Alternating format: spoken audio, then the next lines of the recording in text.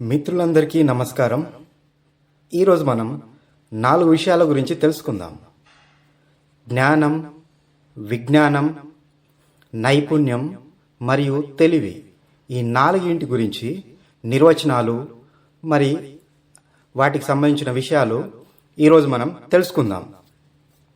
మొదటగా ఇప్పుడు మనం జ్ఞానం గురించి తెలుసుకుందాం. జ్ఞానం యొక్క నిర్వచనం ఏమిటి అంటే, మనకున్న జ్ఞానేంద్రియాల ద్వారా మనం తెలుసుకోగలిగిన విషయాలన్నింటినీ జ్ఞానం అని చెప్పవచ్చు. ఉదాహరణకి మనం కళ్ళతోని చాలా విషయాల్ని చూస్తూ ఉంటాం, అవి జ్ఞానం కిందికి వస్తాయి. చెవులతోని వింటాం, నాలుకతోని రుచి చూస్తాం, ముక్కుతోని వాసన చూస్తాం. ఇలాంటి విషయాలు. ఒక రైల్లో ప్రయాణిస్తూ ఉంటాం, రైలు కదులుతూ ఉంటుంది, పక్కనున్న చెట్లు అవి ఇవి అన్నీ కదులుతున్నట్టు మనకు అనిపిస్తూ ఉంటాయి. ఇవన్నిటిని మనం జ్ఞానంగా తీసుకోవచ్చు. ప్రతి మనిషి జ్ఞానంతోనే ముందుకు సాగుతూ ఉంటాడు. ఇక రెండో విషయం వచ్చేసరికి విజ్ఞానం.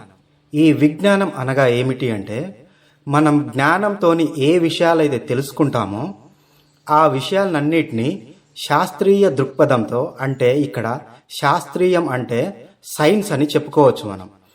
ఆ సైన్స్ ద్వారా దానికి సంబంధించిన ప్రతి విషయాన్ని, అది ఉంది లేదు, అది ఎలా పనిచేస్తుంది, దాని వెనుక ఉన్న విషయాలు ఏంటివి, ఇలాంటి అన్నిటిని లోతుగా తెలుసుకోవడాన్ని మనం విజ్ఞానం అనొచ్చు. అంటే జ్ఞానంతో నేర్చుకున్న విషయాన్ని లోతుగా శాస్త్రీయ పద్ధతి ద్వారా తెలుసుకునే విషయాన్ని మనం విజ్ఞానం అని చెప్పవచ్చు.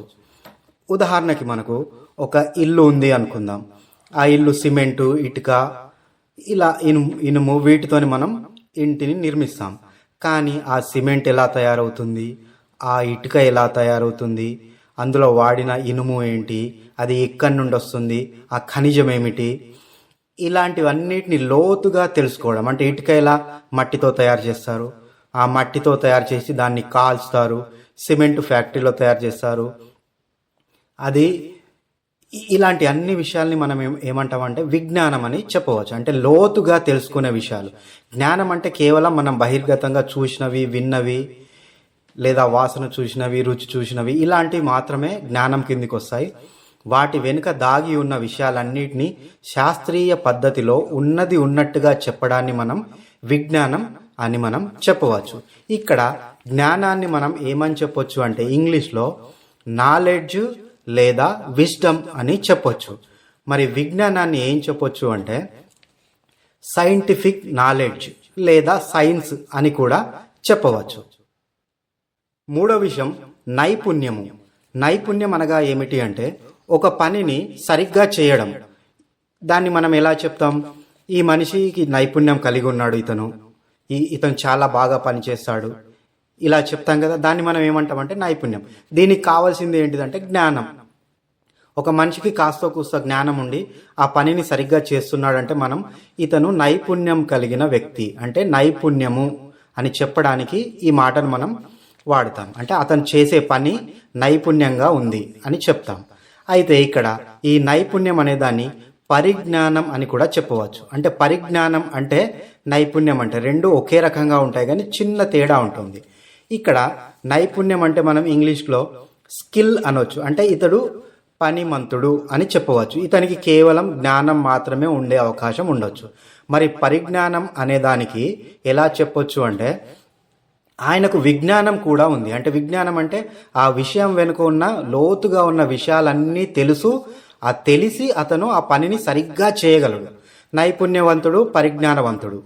నైపుణ్యం అంటే కాస్తో కూస్తో తెలిసి అతను సరిగ్గా పనిచేస్తాడు.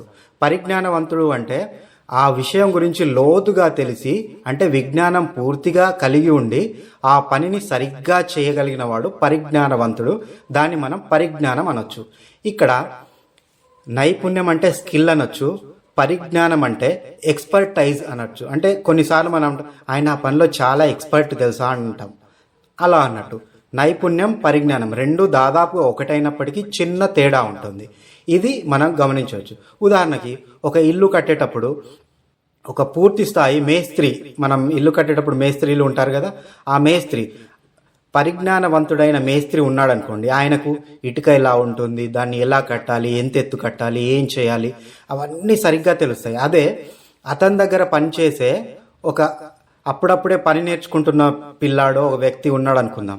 అతను ఏం చేస్తాడు, ఇతను ఏం చెప్తే అది చేస్తూ వెళ్తాడు. అతని కేవలం జ్ఞానం మాత్రమే ఉంటుంది, మరీ లోతుగా దానికి సంబంధించిన విషయాలు తెలిసి ఉండకపోవచ్చు, అప్పుడప్పుడే తెలుసుకుంటున్న మనిషి అనుకుందాం. అతనికి ఏముంటుంది, కేవలం నైపుణ్యం ఉంటుంది. ఇది పరిజ్ఞానం, నైపుణ్యం అంటే చాలా సందర్భాల్లో రెండింటిని ఒకటే పదంలాగా మనం వాడుకుంటాం, కానీ చిన్న తేడా. నైపుణ్యం అంటే స్కిల్ అనొచ్చు, పరిజ్ఞానం అంటే ఎక్స్పర్టైజ్ అనొచ్చు. ఇది చిన్న తేడాని గమనించండి. ఇప్పుడు మనం తెలివి గురించి తెలుసుకుందాం. మరి ఈ తెలివి అంటే ఏమిటి అంటే, ఒక మనిషి జ్ఞానం కలిగి ఉండి ఆ జ్ఞానాన్ని సరిగ్గా ఉపయోగించి చేసే పనిని తెలివి అనొచ్చు. అంటే జ్ఞానాన్ని మనం సమాచారం లాగా తీసుకుంటాం. అంటే మనం విన్నవి, చూసినవి, ఇవన్నిటిని జ్ఞానం లాగా తీసుకుంటాం కదా. సో ఈ సమాచారంతో మనం ఒక పనిని సరి అయిన పద్ధతిలో చేయగలిగితే దానిని మనం తెలివి అని అనొచ్చు. ఉదాహరణకి ఒక బడిలో ఒక పిల్లాడికి వాళ్ళ పంతులు గారు 2+3 5 అని చెప్పారనుకోండి. తర్వాత ఆ పిల్లాడు తెలివిగా ఆలోచించి 3+2 కూడా 5 అవుతుంది, లేదా 1+4 కూడా 5 అవుతుంది, లేదా 5 ఒకట్లు కలిపినా కూడా 5 అవుతుంది. ఇలాంటివన్నీ ఒకవేళ అతనికి సొంతగా తెలుసుకొని చేయగలిగాడు అంటే అది తెలివి అని మనం తెలివితేటలు కల పిల్లాడు అని అంటాం కదా. చాలాసార్లు మనం చిన్న విషయం చెప్తే కూడా అతను ఇంకా దానికి 2 రెట్లు 3 రెట్లు చేస్తాడు అని మనం అప్పుడప్పుడు అంటూ ఉంటాం. అది తెలివితేటలు అన్నట్టు. అంటే అక్కడ పంతులు గారు ఏం చెప్పారు అంటే కేవలం 2+3 5 అవుతుంది అని ఒకటే విషయం చెప్పారు. ఇతను తర్వాత దాన్ని సొంతగా ఆలోచించి 4+1 కూడా 5 అవుతుంది, లేదా 2+2+1 కూడా 5 అవుతుంది. ఇలాంటి విషయాల్ని సొంతగా అంటే మనకు జ్ఞానం కలిగి ఉండి ఆ జ్ఞానం అనే సమాచారంతో మనం సొంతగా అందరిలా కాకుండా ఇంకొంచెం వేరేలాగా, లేదు అంటే అందరికంటే మంచిగా చేయడాన్ని మనం ఏమంటామంటే తెలివి అంటాం. ఇక్కడ ఇంకొకటి చెప్తాను చూడండి. ఉదాహరణ, ఒకసారి ఎప్పుడైనా మనం నిప్పుని తాకామనుకోండి, అది మనకు కాలుతుంది అని మనకు తెలుస్తుంది. రెండోసారి నిప్పు దగ్గరికి వెళ్ళగానే అయ్యో ఇది కాలుతుంది అంటే ఆ కాలుతున్న సమాచారం మనకు జ్ఞానం లేదా విజ్ఞానం ద్వారా ముందే తెలుసు.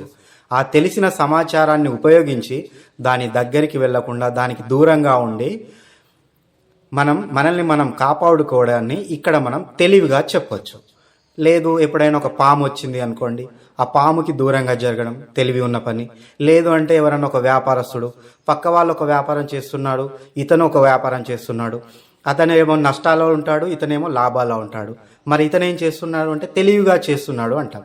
అంటే ఆయన చేయలేని పని, ఇద్దరు ఒకటే పని చేస్తున్నా ఆయన చేయలేని పని ఈయన కాస్త వేరే విధంగా చేసి లాభాలు సంపాదించడాన్ని మనం తెలివితేటలు అని చెప్పొచ్చు. ఇక చిన్న మాటలో చెప్పాలంటే జ్ఞానాన్ని మనం సమాచారం అని అనవచ్చు. ఆ సమాచారంతో సమయస్ఫూర్తిగా ఒక పనిలో నిర్ణయం తీసుకోవడాన్ని మనం తెలివి అని అనొచ్చు. విజ్ఞానం అంటే మరీ లోతుగా వెళ్ళి ఆ విషయం గురించి పూర్తిగా తెలుసుకోవడాన్ని విజ్ఞానం అంటాం. ఆ విజ్ఞానంతో కూడా మనం సమయస్ఫూర్తిగా నిర్ణయం తీసుకోవడాన్ని మనం తెలివితేటలు లేదా తెలివి అని అనొచ్చు. వీడియో చూసినందుకు మిత్రులందరికీ ధన్యవాదములు.